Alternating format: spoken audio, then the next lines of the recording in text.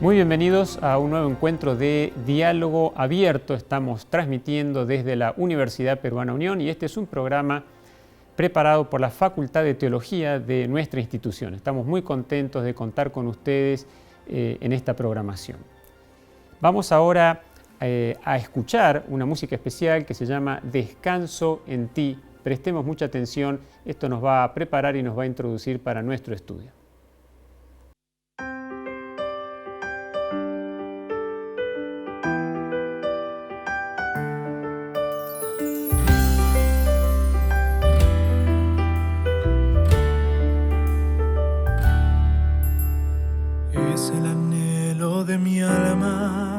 En tus brazos seguro estar, porque el afán de esta vida en el miedo me quiere ahogar.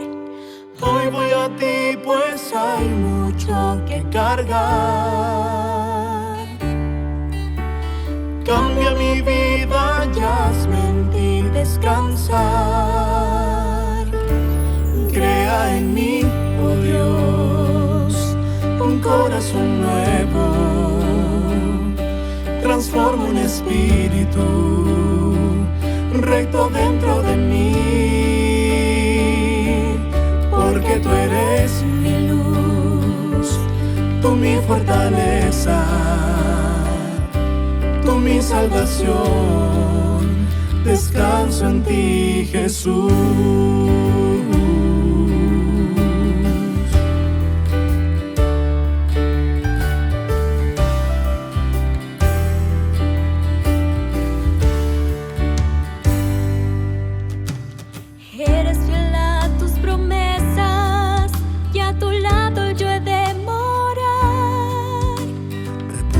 Sábado eterno, por siempre te de alabar. En un lugar donde no hay más que cargar,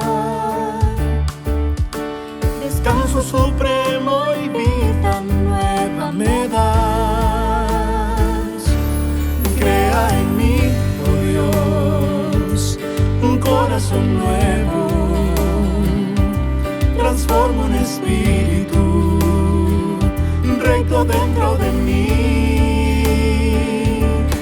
porque tú eres mi luz, tú mi fortaleza, tú mi salvación, descanso en ti, Jesús. Crea en mí, oh Dios, un corazón nuevo, transforma un espíritu recto dentro de mí, porque tú eres mi luz, tú mi fortaleza, tú mi salvación, descanso en ti, Jesús,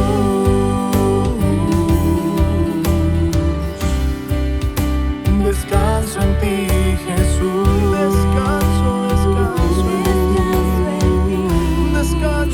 descanso en ti, Jesús.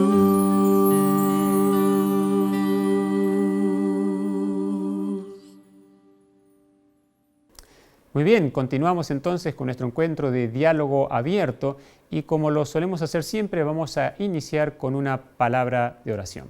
Oramos. Querido Dios y Padre nuestro que estás en el cielo y que estás con nosotros, te damos muchas gracias, Señor, por el privilegio de estudiar tu palabra, de hacerlo con libertad. Y queremos pedir, Señor, que al abrirla, a través de tu Espíritu, tú obres, Señor, a través de tu palabra, y cambies nuestra mente y cambies nuestros corazones. Pedimos todo esto y lo agradecemos, sin merecerlo, pero lo hacemos en el nombre de Jesús. Amén. Amén. Muy bien, es un gusto tener acá nuestro distinguido panel Vamos entonces a presentar a nuestro panel, el que nos está acompañando el día de hoy, y mejor todavía vamos a pedirles a ellos que se presenten. Muy buenas, yo soy Josie de la Cruz, soy estudiante de medicina del segundo año. Muy bien, Josie, bienvenida. Mi nombre es Lucas, soy estudiante de teología y estoy en el tercero año. Muy bien, Lucas. Hola a todos, mi nombre es Nilo y también estudio teología. Muy bien, de hecho él trabaja en la Facultad de Teología.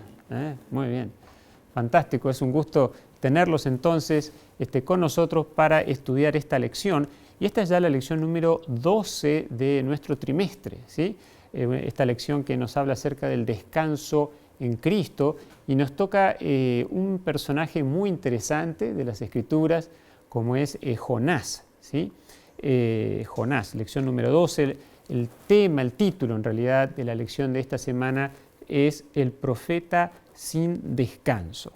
Y vamos a dividir, organizar un poquitito nuestra lección, nuestro estudio de la lección de escuela sabática en 3 etapas. La primera de ellas es titulada, o podemos llamarle de esta manera, En busca del descanso, ¿sí? Todos conocemos el relato de Jonás. Jonás es un personaje sumamente conocido de la Biblia, pero no por eso menos interesante. Cada vez que uno se acerca a este libro descubre facetas interesantes de la vida de este profeta, del trabajo de este profeta, ¿sí? Y vamos a tratar de analizar un poco lo que la Biblia nos enseña con respecto a él y bueno, vamos a aprender un poco acerca del descanso en Cristo por oposición, porque en realidad, si bien la lección es sobre el descanso en Cristo, este es el profeta sin descanso, ¿verdad? Entonces vamos a aprender de cómo no hay que hacer las cosas, ¿verdad? Para descansar en el Señor. Y tal vez podemos empezar leyendo los primeros 3 versículos. Yo tal vez le pediría a Josie, ¿sí? Las damas primero, si ella puede ayudarnos con la lectura de estos primeros 3 versículos. Con gusto, pastor. Muy bien, Jonás 1 del 1 al 3 dice, vino palabra de Jehová a Jonás, hijo de Amitat, diciendo, levántate y ve a Nínive, aquella gran ciudad, y pregona contra ella, porque ha subido su maldad delante de mí. Y Jonás se levantó para huir de la presencia de Jehová a Tarsis, y descendió a Jope, y halló una nave que partía para Tarsis. Y pagando su pasaje, entró en ella para irse con ellos a Tarsis, lejos de la presencia de Jehová. Muy bien. ¿Qué es lo que le pidió Dios a Jonás y qué es lo que él hizo? Pues en sí, Dios le hizo un llamado especial a Jonás, como era su profeta, para que él vaya a predicar al pueblo de Nínive. Pero tal vez en el miedo, porque todo el pueblo de Israel había escuchado la gran maldad y también los pecados que este pueblo había cometido. Y él entonces decidió tomar pues una decisión que fue escapar de la presencia de Dios hacia la ciudad de Tarsis. Muy bien, exacto. O sea, Dios le pidió una cosa y él hizo exactamente lo contrario, ¿verdad? Lo opuesto. Pareciera ser que con la idea de ir a predicar a Nínive, Jonás se sentía incómodo, inquieto, ¿verdad? Lejos de encontrar reposo, descanso, se siente inquieto. Y entonces él trata de encontrar descanso a su manera, ¿no? ¿Qué les parece? Na verdade, o que passou com Jonas é o que muita gente hace hoje em dia. Muitas pessoas pensam que vão encontrar descanso, alegria, felicidade lejos de Deus e se apartam de los propósitos divinos. E quando analisamos a história de Jonas, vemos que, na verdade, viver lejos de Deus é onde não há descanso e traz infelicidade e dolor. Ok, muy bien. ¿Qué creen ustedes cuáles son los factores, podríamos decir así, que contribuyeron a que Jonás pensara que era mejor alejarse de Nínive, o sea, de seguir el llamado divino? ¿Qué pudo haber influido, Nilo? Bueno, se han tratado de dar varias respuestas a esa pregunta y de hecho desde la antigüedad, por ejemplo, tenemos a Flavio Josefo que en su conocida obra Antigüedades de los Judíos dice que no fue porque tenía miedo y no era para menos porque de hecho se describe en este versículo, en el versículo 2 a Nínive como una gran ciudad, que es una frase que también aparece en otras partes del Antiguo Testamento para referirse a una ciudad muy importante, a capitales y de hecho centros importantes de religión de naciones cercanas a Israel. Entonces era como si a alguno de nosotros hoy se nos enviara con un mensaje de destrucción a Nueva York o a Tokio y esperáramos que nos hagan caso. Entonces era justificable que sintiese temor, pero la razón fundamental de su negativa es mucho más profunda que el temor, porque él mismo lo revela poco después en el libro, en el capítulo 4, versículo 2, cuando él habla con Dios y abre su corazón. Lo que realmente disuadió a Jonás de obedecer al instante fue que él no comprendía bien todavía cómo la gracia de Dios podía dirigirse a naciones que no eran Israel. Y él prefirió declinar su misión y huir simplemente. Bien, Es es cuando un tema nosotros- interesante en la escritura ese, ¿no? O sea, a pesar de que en el Nuevo Testamento pareciera que esto de que la salvación es para todos, es más claro. Ya en el Antiguo Testamento tenemos muchos relatos, muchas historias, ¿verdad? Mensajes en los profetas donde se sugiere que en realidad todos pueden llegar a pertenecer al pueblo de Dios, a los beneficios pueden participar de los beneficios del pacto, ¿no? Pero acá Jonás no lo entiende, ¿no? Entiende que los beneficios son para él. Ibas a decir Outro algo. factor também que podemos analisar era porque ele não desejava a salvação desse povo também. O pueblo de Nínive pertencia a los asirios. Los asirios eram um pueblo totalmente sanguinário. Diz os historiadores que os asirios, quando invadiam na nação, por exemplo, havia uma mulher embaraçada e os colocavam a espada dentro do ventre da mulher e sacavam o feto com a espada. Então, realmente era um pueblo sem amor, era um pueblo sem compaixão. E Jonas, ao ver tudo isto, que ele deseja? Vas desejar a destruição desse pueblo. Pero Deus, a pesar de los pecados desse pueblo, a pesar de las coisas erradas, de la maldade que esse pueblo tinha, Deus aún tinha misericórdia com esse pueblo, assim como Deus tem misericórdia com cada um de nós outros e com cada pecador que existe. Qué lección importante que nos enseña esto, especialmente pensando en las personas a las que nosotros como iglesia tenemos que alcanzar, ¿no? Qué responsabilidad que tenemos. A veces uno puede pensar tal o cual persona está perdida y sin embargo acá Dios nos muestra que hay esperanza para Nínive, lo cual significa que hay esperanza para muchos más. Muy bien, ¿qué es lo que ocurrió a continuación? No sé quién quisiera ayudarnos con la lectura.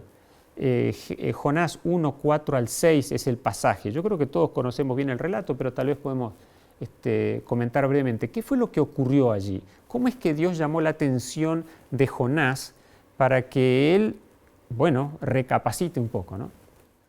Sí, es bastante interesante lo que nos dice el versículo 4. Dios inicia una tormenta, de hecho sopla un viento y esto ocasiona una gran tormenta. Y esas dos imágenes son importantes en el Antiguo Testamento porque, por ejemplo, en Éxodo 10:19, Dios origina un viento para mostrar su poder ante los egipcios. En Primera de Reyes 19:11, un gran viento, un poderoso viento presagia el deseo de Dios de comunicarse con su profeta. Y la tormenta, otra imagen muy importante de la presencia de Dios, aparece en Job 38:1, en Ezequiel 1:4, Zacarías 9:14. Entonces, desde el punto de vista del pasaje, Dios deliberadamente inicia una tormenta para comunicarse con su profeta, para alcanzarlo incluso en medio de su rebelión contra él. Y eso muestra mucho sobre la gracia que Dios muestra también para transformar a su profeta en primer lugar. Ok, ¿y qué dato hay ahí en el relato de Jonás que sugiere que Jonás era consciente de que, bueno, Dios era el que estaba actuando en ese momento, ¿no? Y que él era por culpa de él?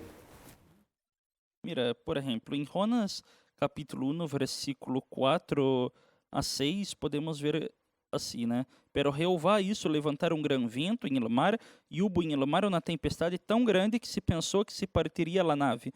E los marinheiros tiveram medo, e cada um clamava a su Deus, e echaram ao mar los enseres que havia em la nave, para descargá-la de ellos. Pero Jonas havia barrado al interior de la nave, e se havia echado a dormir, e el patrão de la nave se lhe acercou e lhe dijo: Que tens, dormilão? Levanta-te, clama a tu Deus, que ele tendrá compaixão de nós outros e não pereceremos. E também, se começamos a analisar o restante, vamos ver que Jonas sabia que todo o que estava passando a dia em la nave era porque ele havia se apartado de Deus. Em la verdade, Aqui está a clave da história de Jonas. Ele queria encontrar descanso lejos de Deus, pero na verdade vindo mais prueba, vindo mais dolor, vindo mais sofrimento. E esse sofrimento estava causando medo hasta em los marinheiros que estavam no barco. E Jonas vai a reconhecer que todo isto é consequência dele haber se apartado de Deus, a ponto dele falar assim: sabe qual é a solução? Me atire no mar e a tempestade vai passar. Aqui está uma lição. Se nos apartarmos de Deus, isto vai nos trazer dolor. Eu gostaria hasta de falar a nosso televidente em este momento. Eu não sei como tu estás em este momento, querido amigo, querido hermano. Eu não sei se tu estás apartado de Deus. Talvez um dia tu pensaste que lejos de los caminos de Deus tu iria encontrar descanso, paz, pero ao contrário, vindo mais dolor, vindo mais sofrimento. Pero sepa que assim como Deus buscou a Jonas, Deus também está te buscando em este momento. Deus deseja cambiar tu vida, Deus deseja cambiar tu história. Muy bien. Es interesante, hasta el versículo 6, Jonás está ahí durmiendo, ¿no? En el fondo, es como que no se ha dado por aludido de lo que está pasando a pesar de las señales, ¿no? Que Dios le está dando. ¿Y qué finalmente hace Dios, Josie, para decirle, Jonás, esto es por tu culpa, por tu causa? ¿Qué pasó ahí? ¿Qué hicieron en el barco? Pues como hemos podido observar en medio de la tempestad, ¿no? El jefe de los marineros se acercó y lo despertó. Y entonces, en el temor de los marineros, empezaron a clamar cada uno a su Dios. Y también lo mismo pasó, le pidieron a Jonás que clame a su Dios. Y echaron suertes, la suerte apuntó a Jonás. Cayó sobre Jonás. ¿Era casualidad? No era causalidad. Y hasta el mismo Jonás sabía que era por causa suya. Sabía que era por causa suya. Y se tuvo que dar por aludido. Muy bien, acá estamos ya en otra segunda parte, ¿no? de nuestra lección de escuela sabática. Y avanzamos un poquito más. ¿Qué fue lo que pasó? O sea, la suerte recayó sobre Jonás. Ahí Jonás parece que dijo, bueno, esto es por culpa mía. Si ustedes quieren que se calme la tormenta, ¿qué había que hacer con Jonás? Tiraram Jonas ao mar. Tirarlo. E ele foi comido, ou tragado, não sei como seria a melhor palavra em espanhol, por um grande pez. Alguns dizem que é uma ballena, pero a Bíblia não nos habla que peixe era, solamente habla que era um grande pez. E ele não morre dentro do estômago desse grande pez. Ele é comido e queda vivo. Ademais, queda 3 dias dentro do ventre deste pez. Não vamos discutir aqui se seria possível, porque aqui não é o propósito da lição. O propósito da lição é que, em meio deste dolor, em meio desse sofrimento, Jonas reconhece seu pecado, confessa a Deus e pede perdão por lo que havia hecho. Muy bien. Pareciera como que acá ha involucrado algún tipo de simbolismo, ¿no? Con respecto al tiempo que él pasa en el vientre del pez. ¿Qué nos pueden decir con respecto a eso? Sí, es cierto. De hecho, Jesús cita en los evangelios esta historia, la de Jonás, que de hecho también nos garantiza que podamos creer en el relato como histórico. Y esa es la intención del autor, de hecho, era que la entendamos también como histórica. Y el descenso de Jonás al vientre del pez y su salida luego de 3 días y 3 noches, como lo dice acá, es la señal de Jonás a la que Jesús se refiere en los evangelios para también dar a conocer lo que iba a pasar con él, quien luego de 3 días y 3 noches de permanecer en el sepulcro finalmente se levantaría victorioso. Y lo que ocurre con Jonás luego de estar en el vientre del pez es similar a un hombre que nace de nuevo, pero Jonás en esta ocasión del vientre de un pez. Pero eso le dio oportunidad para cambiar, ¿no? Y de hecho, las 4 veces que el mismo Dios usa elementos de la naturaleza, hay 3 veces más en el capítulo 4 con la calabacera, el gusano y el viento, es para enseñarle una lección muy importante a Jonás. En esta ocasión era que a él le pertenecía la salvación y él podía otorgarla a quien deseaba. Y en esta ocasión era a Nínive y eso debía comprenderlo bien. Interesante, ¿eh? O sea que Jonás pasa 3 días, digamos, en el vientre de este pez y funciona como una especie de tipo de símbolo de Cristo mismo, ¿no? Así como Jonás pasa 3 días en el vientre del pez, Jesús dice que él sería levantado al tercer día, ¿no? Muy bien, tal vez algo más, y luego quiero hacer una pregunta como para cerrar un poco este bloque con respecto a nuestra propia experiencia. Jonás pasa ahí un tiempo en el vientre de este pez, ¿no? Y se produce una especie de conversión, y acá estamos en una tercera etapa. La primera, la búsqueda del descanso de Jonás a su manera, ¿no?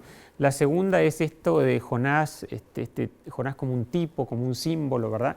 Y en tercer lugar, esta conversión de Jonás, que incluso ora desde el vientre del pez, ¿no? ¿Qué nos podrías decir, Josie, con respecto a esa experiencia? ¿Qué te llamó la atención de lo que Jonás dice allí en el capítulo 2, que es un capítulo cortito, básicamente es la oración de Jonás? ¿Qué te llamó la atención con respecto a esta oración de Jonás? Pues sí, pastor, en el capítulo 2 podemos observar la oración de Jonás. Y la verdad, lo que más destaco es de que aquí Jonás se dio cuenta cuán bajo había caído.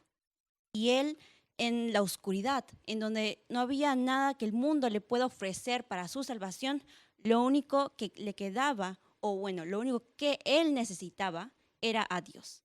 Y él clamó, y hasta menciona, por ejemplo, en el capítulo 2, versículo 7, cuando mi alma desfallecía en mí, me acordé de Jehová, y mi oración llegó hasta ti en tu santo templo.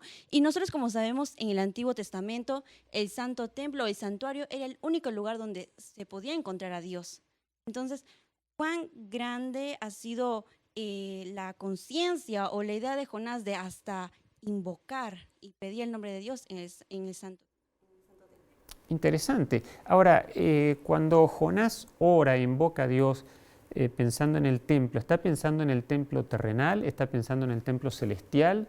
¿En las dos cosas? ¿Qué podríamos decir? Na verdade, o que eu particularmente creio que, como qualquer israelita, talvez ele estava hasta poderia estar pensando em el templo terrestre, porque tu pode ver que muitas vezes quando os israelitas oravam, sempre oravam direcionados ao templo terrestre, pero mais de que o templo terrestre, ele está clamando, ele está orando a um Deus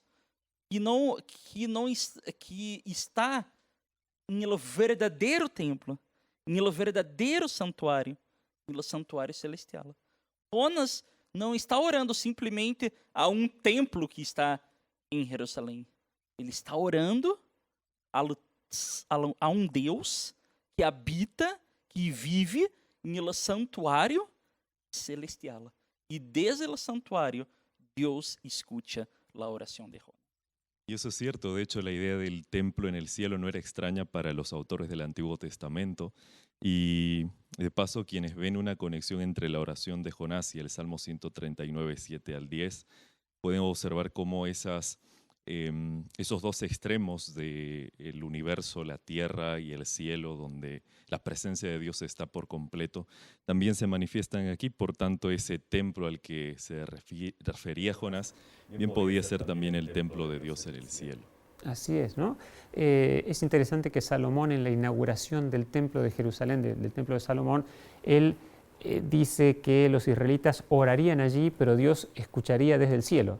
O sea que hay una conexión allí entre ambos, ¿sí? Ellos oraban allí, ¿no?, pensando en ese templo, pero en realidad Jehová o el Señor... Porque o santuário terrestre, o templo, era uma cópia da celestial, né? Então, há uma conexão, pero Deus, ¿dónde está en el santuario? Era la sucursal. Muy bien. Ahora, tal vez cerrando esta tercera sección, yo me pregunto, ¿será que en la experiencia de alguno de ustedes Dios les llamó la atención así como lo hizo con Jonás? O sea, tal vez alguno de ustedes tiene alguna experiencia donde tal vez se ha querido alejar de Dios, Dios ha tratado de acercarse y ustedes han tratado de alejarse, y Dios de alguna forma ha llamado su atención poderosamente como lo hizo con Jonás. Lo veo sonriendo acá. Eu estou falando demasiado hoje, mas me gusta falar. Nos damos cuenta. eu tive uma experiência assim. Eu não nasci em um lugar adventista, mas sou o único adventista de meu lugar. E a princípio, quando eu aprendi acerca da igreja adventista, eu era de uma igreja que ensinava coisas contrárias. E quando escutei a mensagem da igreja adventista, falei, não, eu não quero mais ir a esta igreja. E comecei a chamar essa igreja de secta, comecei a dizer que não era a igreja de Deus, criticava a Helena G. White, criticava as ensinanças adventistas, pero Deus sempre foi me conduzindo. Recordo uma vez que eu estava em minha antiga igreja e disse assim, Senhor, eu te amo. E uma voz falou comigo, se me amares, guardarás meus mandamentos. Recordo uma vez que em um sonho, eu estava em outro país, fazendo missão, e como os televidentes podem me ver, eu estou hoje em outro país, porque eu sou brasileiro, né? E dentro desse sonho, eu estava fazendo missão em uma igreja, pero era a igreja adventista do sétimo dia. Então, por mais que eu buscava huir, Deus sempre estava em búsqueda de mim. E depois de 4 ou 5 anos, foi quando eu não resisti mais e me tornei um adventista do sétimo dia. Assim como Jonas não resistiu mais e orou a Deus, e Deus deu mais uma oportunidade a Jonas. E o grande peixe esculpiu Jonas, e Jonas foi colocado na praia para predicar ao povo de Nínive. Deus também me deu mais uma oportunidade para agora ser um adventista e não predicar mais contra a igreja adventista, mas a favor de suas ensinanças que estão basadas unicamente na Bíblia. Muy bien. Una última pregunta breve antes de terminar esta sección. Josie, ¿Dios siempre responde las oraciones, así como lo respondió a Jonás? ¿Qué te parece? Yo creo que sí. Muchas personas siempre buscan una respuesta inmediata, ¿no? Pero Dios sabe en qué momento, en qué lugar y cuándo responder. Puede ser tarde, puede ser temprana, pero Dios siempre, nosotros más que todo debemos acatar la voluntad de Dios. Muy bien, muchas gracias. Hacemos un breve paréntesis. Vamos a ver un video de la Universidad Peruana Unión que nos muestra los 3 campos de la institución y nuestra filosofía educativa.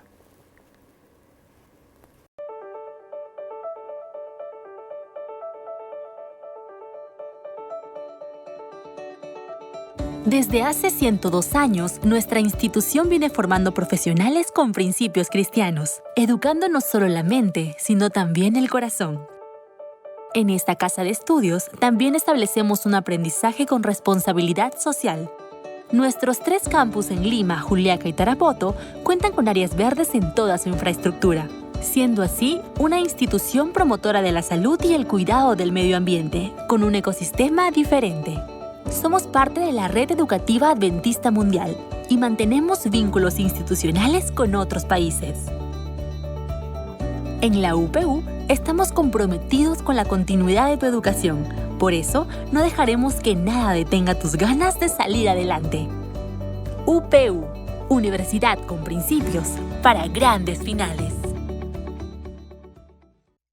Continuamos entonces con nuestro diálogo abierto. Estamos en la lección número 12 de este trimestre, donde estamos estudiando acerca del profeta que no halló descanso, ¿sí? Y hemos repasado rápidamente Jonás capítulo 1, Jonás capítulo 2, y ahora nos toca meternos en Jonás que va a llegar a Nínive, ¿verdad? Bueno, sabemos lo que pasa con el relato, ¿no? Finalmente el gran pez lo vomita, por así decirlo, lo escupe, como diría acá nuestro amigo, ¿verdad? Allí en la orilla, y entonces él va a Nínive. ¿Y qué pasa con su predicación en Nínive? ¿Sí? Lucas ya nos habló acerca de lo malos que eran los ninivitas. Podríamos decir que incluso para los estándares de la época eran malísimos, o sea, las guerras nunca fueron buenas, los conflictos nunca fueron buenos, pero las guerras en la antigüedad eran cuerpo a cuerpo y los asirios eran los malos entre los malos, ¿no? ¿Cuál fue el resultado del trabajo de Jonás, ¿sí? entre los ninivitas? ¿Qué nos pueden decir? Sí, Pues la verdad, aquí podemos observar, por ejemplo, en el versículo del capítulo 3, el 4, y comenzó Jonás a entrar por la ciudad, camino de un día, y predicaba diciendo, de aquí a 40 días Nínive será destruida. Entonces, como sabemos, ¿no? Jonás empezó a pregonar la palabra de Dios, a mencionar que la ciudad iba a ser destruida. Y sorprendentemente, los ninivitas escucharon y creyeron. Y fue tanta la conmoción que hasta llegó este mensaje a los oídos del mismo rey. ¿Y qué hizo este rey? Pues él mismo mandó a hacer un decreto que obligara a los ciudadanos y también a los animales de postrarse, de humillarse, de arrepentirse de sus pecados. Y hasta el mismo rey en un acto se vistió con pues los vestidos más humildes y se sentó sobre el polvo. Y esto es un acto muy simbólico de arrepentimiento en esos tiempos. Bien, una muestra de humillación que para un soberano, ¿verdad? Y los soberanos antiguos eran soberanos absolutos, es realmente muy difícil, ¿no? Pero lo hizo. Muy interesante lo que está pasando aquí. Ahora, qué interesante, ¿no? Los ninivitas se arrepienten y Dios también. ¿No nos dice eso, Jonás? Sí, de hecho, en relación con lo que acaba de decir, Pastor, hay un detalle del texto que me gustaría destacar porque me parece realmente maravilloso. En el versículo 3, la frase que dice Nínive era una ciudad tan grande, en realidad allí en buena parte de nuestras traducciones se pierde una parte del texto original que está conservada, por ejemplo, en la traducción de Cantera Iglesias. Y lo que dice el texto original es que Nínive era una ciudad grande para Dios, que una traducción dinámica podría equivaler una ciudad importante para Dios. Y de esa manera se abre una ventana hacia lo que estaba en el mismo corazón del Señor y lo que quería que Jonás entendiese, que incluso esa ciudad impía, atrozmente cruel, como lo ha descrito Lucas, le importaba. Y con ese mensaje que le dio, un mensaje de juicio, tal como lo describió aquí Yossi, ellos se arrepintieron y de hecho su conversión es un modelo para Cristo en Lucas 10, versículo 13, un modelo para los que lo estaban escuchando. Muy bien. Ahora, Este sí, Lucas. arrependimento de Deus que usted dijo, não é também que Deus se arrependeu porque Deus não iria mais destruir esse povo. Pero precisamos também entender isto, porque a Bíblia habla que Deus não é homem para mentir, nem hijo del hombre para se arrepentir. Quando habla que Deus se arrependeu, é em el sentido de que Deus já não iria mais a ser lo que o profeta Jonás profetizou. Por quê? Porque era uma profecia condicional. Se o povo não se arrependesse, seriam destruídos. Como se arrependeu? Não é que Deus se arrependeu porque ele falhou, não. Ele deixou de fazer o que iria suceder caso eles não se arrependessem. E isso também, mas isto seria outro tema, é uma das coisas que você mesmo nos ensina, já ensinou para muitos chicos em teologia sistemática, que uma das evidências e provas de que Deus é temporal é justamente isso, porque Deus cambia. Ok, es interesante porque esto ya que estamos hablando justamente acerca de el descanso, ¿no?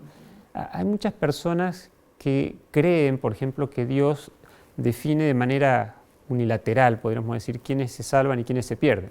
Algunos parece que se sienten aliviados con eso, no sé si es porque su forma de vivir, digamos, no es de determinada manera que eso parece que les genera alivio, pero hay otros que en realidad se sienten muy preocupados porque dicen, si yo no puedo intervenir, si no puedo responder a la oferta salvífica de Dios, y si no estoy elegido, entonces tal vez estoy perdido, y no importa cuánto quiera, estoy perdido. Pero acá nosotros vemos que Dios tenía un propósito para los ninivitas, a través de Jonás les predica a los ninivitas, y cuando ellos se arrepienten, Él se arrepiente de destruirlos. No se arrepiente de un error de Él, o sea, Dios no tiene por qué arrepentirse de un error, no es el mismo arrepentimiento en ese sentido, aun cuando el término en hebreo puede ser el mismo. Los ninivitas se arrepienten de su vida pasada, Dios no tiene nada de que arrepentirse, pero sí cambia en el sentido de que en función de su propósito salvífico dice, ok, entonces no hay ningún problema, no los destruimos, ¿verdad? Como en otros casos, Dios cambia en otra dirección, ¿no? Como en Génesis 6, donde Dios se arrepiente de haber creado al hombre, ¿verdad? Por el pecado. Acá se arrepiente de que iba a destruir a los ninivitas. Jeremías 18 dice que Dios, si los pueblos obran mal, Él planea destruirlos, y si ellos cambian, se arrepiente, y si ellos vuelven por los malos caminos, se arrepiente de que no los iba a destruir y piensa destruirlos, ¿no? ¿Qué nos dice con respecto al Dios de amor y de misericordia? ¿Y qué nos dice esto con respecto al descanso que nosotros podemos encontrar también en este mensaje? Es decir, ¿podemos nosotros responder a la iniciativa divina y encontrar descanso para nosotros pensando en la salvación que Dios nos ofrece? Eu vejo aqui claramente Deus de amor, né? Porque incluso existe essa na filosofia que habla que Deus predestina algumas pessoas para ser salvas e outras para ser condenadas. Pode ser que Jonas tenha esse pensamento: o povo de Israel é o povo que Deus vai salvar. Não há salvação para outros povos, mas quando miramos a história de los ninivitas, vemos que a salvação é para todos.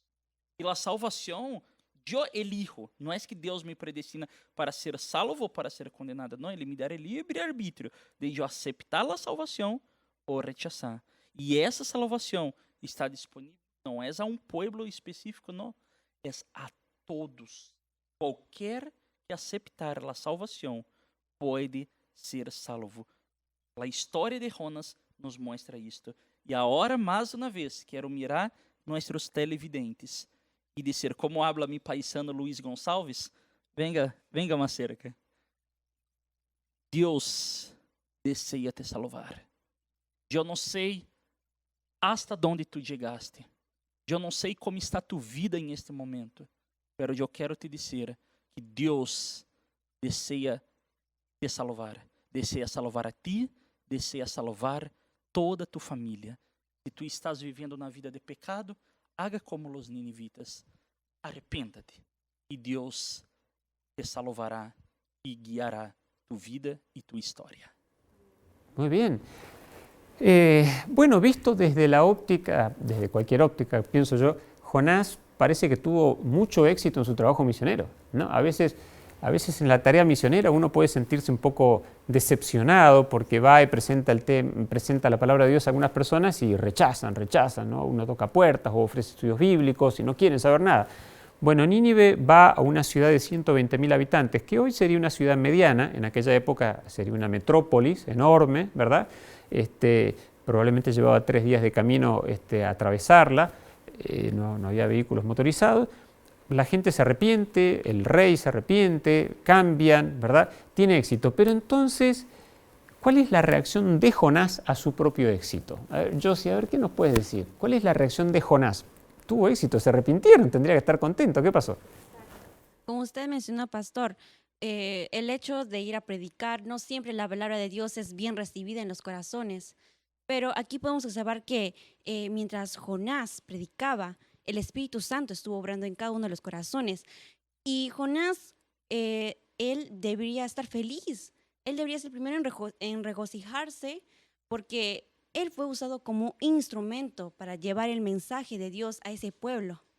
Pero su reacción es sorprendente porque actuó o tenía una ira, enojo. Es más, ahí menciona de que hasta él mismo subió a un monte cercano con una vista al pueblo para esperar que en 40 días sea destruido. Entonces, pues, ira, enojo, era lo único que Jonás sentía en ese momento. Muy bien, y es interesante que Jonás le dice, yo sabía, Señor, que tú eras un Dios clemente, piadoso, tardo en enojarte y grande en misericordia, dice el versículo 2, y que te arrepientes del mal, ¿no? Tú eres demasiado bueno, Señor. Yo sabía que eras bueno, por eso yo me quería ir a Tarsis, yo me quería ir para otro lado, porque al final yo iba a venir acá. Existía la posibilidad de que se arrepientan. ¿Qué pasa con mi prestigio como profeta? ¿No? Queda por el suelo. Al final yo profetizo que tú los vas a destruir en 40 días y no pasa nada, Señor, ¿no? Esto nos lleva un poco de vuelta al inicio del libro, cuando nos preguntamos por las motivaciones de Jonás, porque él acá sugiere algo bastante explícitamente, ¿no? Señor, tú eres clemente, eres piadoso, tardo en enojarte, de gran misericordia. Así que, Señor, y la reacción es muy fuerte, versículo 3, quítame la vida. Quítame la vida, wow. Dios demuestra, y acá pasamos a una última sección, podríamos decirlo así, en nuestro repaso de la lección de escuela sabática, que tiene que ver con la respuesta misericordiosa de Dios hacia Jonás. Es decir, Dios no es solo misericordioso con los ninivitas, indudablemente lo es, eso está fuera de toda discusión. Jonás lo reconoce acá con toda claridad, ¿sí? Pero resulta que Jonás también necesita misericordia, ¿o no? Parece que él también necesita ser salvado, en cierto modo, de su propia forma de pensar, ¿no? de sus propias inclinaciones. ¿Cómo es que Dios le muestra misericordia a Jonás? Hay nuevamente aquí otra acción de Dios controlando elementos de la naturaleza, y esta parte de Jonás tiene un tono bastante hasta humorístico, porque verdaderamente es muy curioso lo que hace el profeta, algo como mencionó Julie. Espera fuera de la ciudad a ver que realmente su Dios va a ser justo y va a aniquilar a esos perversos ninivitas como él los veía. La primera vez no quería ni siquiera ir ni para anunciarles que iban a ser destruidos, es decir, para ir a tan repugnante y repulsivo que ni quería avisarles. Esta vez va, les avisa, pero espera que Dios los destruya, y por eso espera allí. Y Dios le responde con 3 elementos de la naturaleza aquí para enseñarle la lección de su vida. Primero, hace que crezca una calabacera. Bueno, no sabemos exactamente qué planta fue, pero la cuestión es que le ayudó a Jonás a cubrirse del sol que podía hacerle bastante daño. Al día siguiente, Dios usa un gusano para que dañe esa planta y ocasionar una reacción en Jonás. Y luego de esto, Dios usa un viento del este para que hiriese luego el sol a Jonás en la cabeza, que quitase esa planta, esa protección de encima de él, y lo hiriese. Y todo para preguntarle: ¿tanto te enojas por la calabacera? Lo que Dios quería mostrarle allí, en esencia, era que él no había hecho nada para cultivar la planta, él no la había sembrado, no la había regado, pero Dios se la puso allí como un regalo para protegerlo del sol. Y luego cuando Dios lo quita, él se enoja. Dios lo que trataba de decirle era: tú no te has esforzado nada por cultivar esa planta, pero tampoco tienes ningún derecho sobre los ninivitas. Tú no los has creado, tú no eres el dueño de sus vidas, pero yo sí. Y a mí me importa Nínive. Eso quería darle a entender el Señor a Jonás con esta experiencia que de seguro él esperaba que fuese un peldaño más en el crecimiento del profeta. Muy bien, muy interesante. Tal vez una última pregunta aquí. No sé si alguno de ustedes fue movido a misericordia, usando, ¿no?, una expresión bíblica, hacia alguna persona. Tal vez alguien que no les hizo algo que no les gustaba, actuó con ustedes de manera desagradable, pero después las circunstancias los hicieron ver a ustedes que esa persona, también debe ser objeto de nuestra misericordia, ¿no? No sé si les pasó alguna vez eso, que por ahí alguien les hizo algo, o varias veces la forma en que los trata, pero de pronto hay cambios en las circunstancias y uno ve a la misma persona con otros ojos. ¿Les pasó eso alguna vez? Eu posso dar um exemplo, não meu, mas de um companheiro que conosco em Brasília, chamado Ismael. Ismael é um jovem, né, casado, e há muitos anos atrás ele sofreu 2 grandes provas. A primeira, sua esposa havia adulterado. E ele estava totalmente destruído. Mas aún perdonou sua esposa. Graças a Deus, sua esposa foi transformada por la gracia de Jesus. Pero pouco tempo depois, sua hijita de 4 anos de idade foi abusada. E isto destruiu mais Ismael, meu companheiro. E ele foi hasta debaixo de puente em Brasília, começou a orar, falou: Senhor, por que tu estás permitindo isto? Primeiro minha esposa me traiciona e eu perdono. Agora minha hijita de 4 anos é abusada. Depois de algum tempo, a polícia encontrou o abusador. E Ismael teve a oportunidade de quedar cara a cara com este homem. Talvez se fosse nós outros ou outra pessoa, iria hasta agredir. Alguns dizem: eu hasta mataria este homem. Pero sabe lo que meu companheiro isso? Perdonou este abusador. O abusador não creu que estava sendo perdonado. Ismael abraçou este homem e começou a chorar. Depois de alguns anos, este homem conheceu a Cristo Jesus e hoje está em la igreja servindo a Deus. Todo porque dia uma pessoa tuvo misericórdia de esta alma. E esta alma conheceu lo que é a misericórdia de Deus. Amén. Muy bien. Muy bien, estamos ya en tiempo cumplido. Tenemos que terminar nuestro programa. Tenemos que despedirnos. Creo que es un tema muy interesante. Seguramente hay mucho más que se podría decir, pero es tiempo de acabar. Y creo que así como empezamos, tenemos que acabar también, ¿no? Quizás con una oración. Y Josie, ¿será que tú nos puedes guiar en la oración? Con gusto, pastor. Muchas gracias. Inclinémonos. Querido Padre que estás en los cielos, Señor, muchas gracias por un día más de vida, por habernos traído a este lugar santo para poder estudiar tu palabra.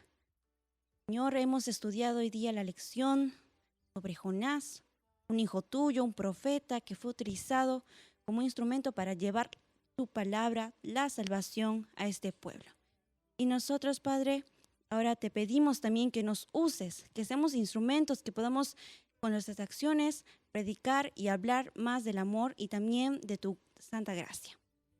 Ahora te pido, por favor, que podamos aprender esta lección y que podamos nosotros en nuestra vida poder aplicarla. Todo esto en el nombre de Jesús. Amén. Amén. Muy bien, muchas gracias y hasta un próximo encuentro de Diálogo Abierto desde la Universidad Peruana Unión, la Facultad de Teología. Transformo un espíritu recto dentro de mí,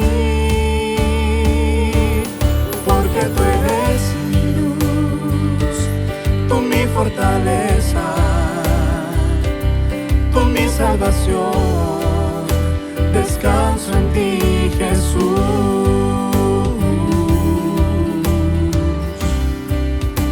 Descanso en ti, Jesús.